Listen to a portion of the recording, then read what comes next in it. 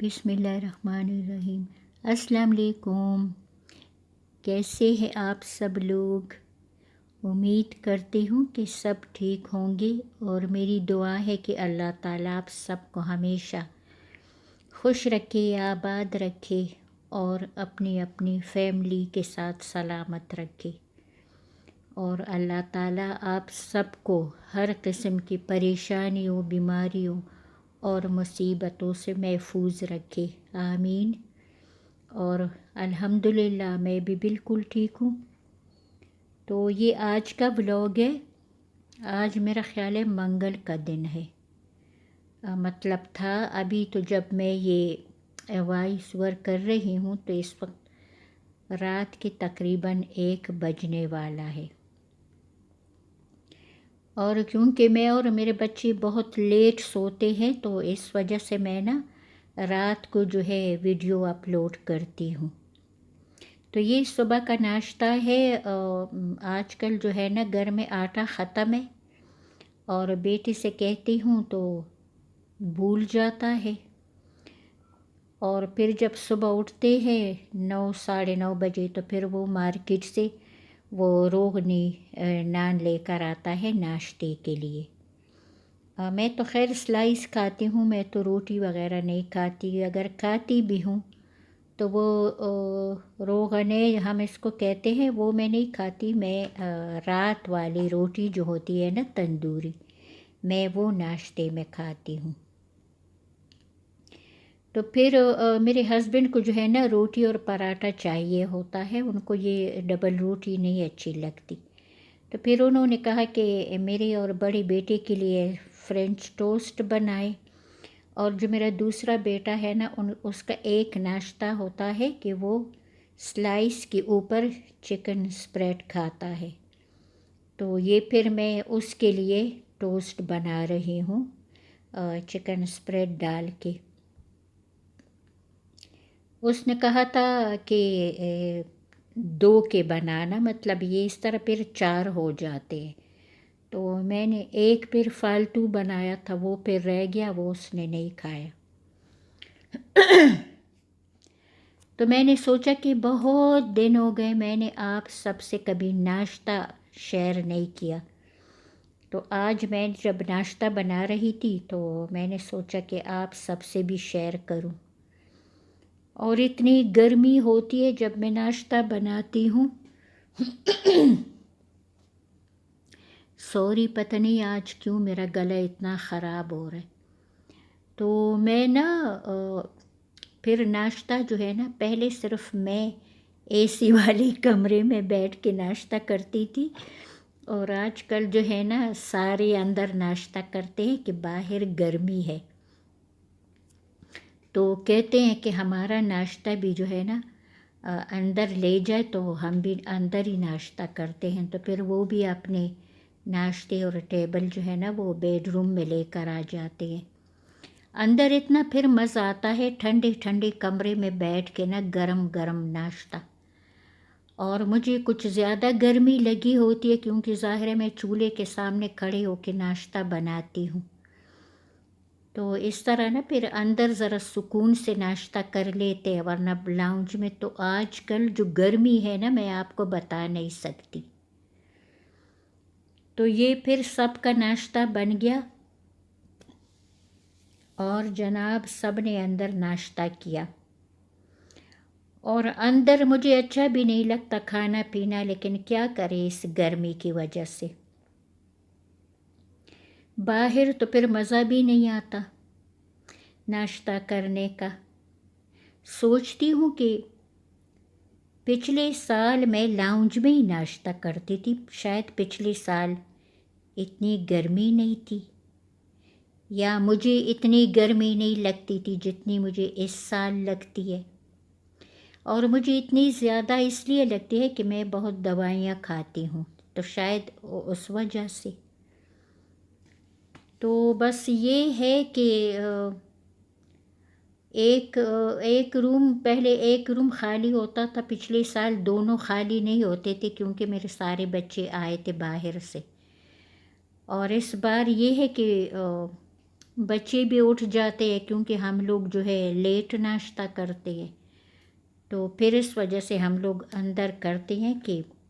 ساری رات سے لے کے 9-10 بجے تک اے سی آن ہوتا ہے، تو کمرہ اتنا ٹھنڈا ہوتا ہے گائز کہ ہم لوگ نا رضائی لیتے ہیں لیکن اے سی بند نہیں کرتے۔ اصولاً تو یہ ہونا چاہیے کہ جب اتنی سردی ہو کمرے میں کہ آپ لوگ رضائی لے لیں تو اے سی تھوڑی دیر کے لیے بند کر دیں، لیکن میرے گھر میں جو ہے نا یہ دستور نہیں ہے۔ ہم لوگ رضائی لیتے ہیں سردی کی وجہ سے لیکن اے سی بند نہیں کرتے، اور جب ہم لوگ ناشتہ کر لیتے ہیں تو تقریباً 11 بجے میں اے سی بند کر لیتی ہوں۔ اور یہ ہے میرا ناشتہ، میں نے اپنے سلائس پہ نا گھر کی بالائی لگائی ہے تھوڑی سی اور شہد تھوڑا سا ڈالا ہے، اور اب میں نا ادھر بیٹھ کے ناشتہ کرتی ہوں۔ وہ سب ایک کمرے میں ہے اور میں دوسرے کمرے میں اے سی میں، کیونکہ اس وقت میں ناشتہ بھی کرتی ہوں اور موبائل بھی دیکھتی ہوں کہ کس کس فرینڈز نے ویڈیو ڈالی ہے تو میں ان کو کمنٹ کروں، تو میں ان سب کی ویڈیو دیکھتی ہوں اور ساتھ ناشتہ بھی کرتی ہوں، اور اپنا چینل بھی چیک کرتی ہوں کہ کیا صورتحال ہے۔ تو بس یہ ہے، میری بیٹی جب آئی تھی نا تو اس کے بچے جب کھانا کھاتے تھے اور ناشتہ کرتے تھے تو وہ موبائل دیکھتے تھے، کوئی گیم، کوئی کارٹون وغیرہ، تو ہم لوگ ان کو کہتے تھے کہ تم نے ان کو کیوں یہ عادت ڈالی ہے، نہ یہ کھانا نہیں کھاتے جب تک موبائل پہ کوئی گیم وغیرہ نہ دیکھے۔ تو اب میرے بچے ہنستے ہیں، مجھے کہتے ہیں کہ آپ موبائل کیوں لے کے جا رہی ہے اگر ناشتہ کرنا ہے تو میں کہتی ہوں کہ میں موبائل کے بغیر ناشتہ نہیں کر سکتی، اتنی مجھے عادت ہو گئی ہے کہ میں ناشتے پہ خاص کر میں موبائل دیکھتی ہوں، سب کی ویڈیو دیکھتی ہوں، سب کو کامنٹ کرتی ہوں، تو وہ نا اتنے ہنستے ہیں کہ تم بھی نا اپنے نواسوں پہ گئی ہو، موبائل کے بغیر ناشتہ نہیں کرتی۔ تو کیا کروں، اب تو عادت ہو گئی ہے، یوٹیوبر بن گئی تو یہ عادت بھی مجھ میں آ گئی، ورنہ میں پہلے کبھی جو ہے نا اتنا نہیں دیکھتی تھی کہ ناشتہ بھی کر رہی ہوں اور ساتھ موبائل بھی دیکھوں۔ اور پھر گائز یہ ہے، ابھی رات کا ٹائم تقریباً 9 بجے کا ٹائم تھا، تو میرے دوسرے بیٹے نے کہا کہ ماما میرا دل چاہتا ہے کہ میں مسالے دار چکن کھاؤں رائس کے ساتھ، تو اس نے کہا کہ ایسے نا کیسے بنے گا اتنا مزیدار چکن کہ اس میں نا شوربہ نہ ہو، روسٹ سا ہو اور بہت ہی مسالے دار ہو کہ کھا کر مزہ آ جائے۔ تو مجھے تو اتنی گرمی لگ رہی تھی کیونکہ میں اس ٹائم پہ نا وہ چائے کے برتن دھو رہی تھی، تو میں نے پھر سوچا دل میں کہ بچے کا دل چاہتا ہے تو کیا ہوا، گرمی ہے کچھ بھی ہے بنا لیتی ہوں۔ تو پھر بڑا بیٹا گیا اور وہ چکن لے آیا، اور وہ نا پھر میں نے کیا کیا کہ چکن ڈالا، اس میں کوکنگ آئل ڈالا، اور پھر میں نے تھوڑا سا دہی لیا، اور دہی میں نے